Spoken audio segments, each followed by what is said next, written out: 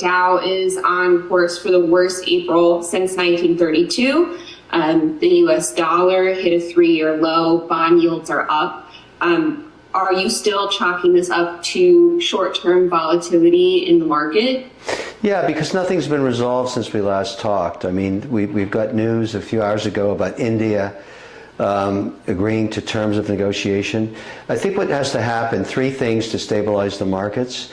Number 1 is pick any deal and get it done, whether it's India, EU, England, Canada, Mexico. Just pick one and get it done, and that'll be the roadmap for all the other deals, and show that these trade negotiations can be successfully initiated and completed. That's for the 70% of the trade deals, which include, if you think about EU, England, Switzerland. Roche just announced a $50 billion investment in the U.S. manufacturing.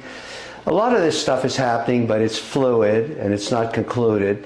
And then Canada and Mexico, that would be about 72% of the trade done with the United States. And then on the second pivot is the China thing, which is completely different, because China is not just about tariffs. It's really a full-blown out economic war.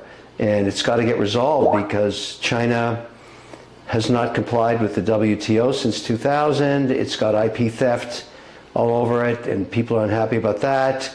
There's a new SEC chair who's threatening to delist all the Chinese companies because they're not compliant with GAAP, and U.S. companies are compliant and have to pay for those compliant costs. The Chinese are not paying. So all of these disputes have to get resolved, far more complicated. And lastly, there's a lot of jawboning about the Fed, which is always an independent body. The executive, in this case Trump, every executive jawbones the Fed, trying to get them to lower rates when it's politically expedient. It never works. The market doesn't want that. So that's kind of noise, really, but it's still causing some volatility. So those three things have to get resolved.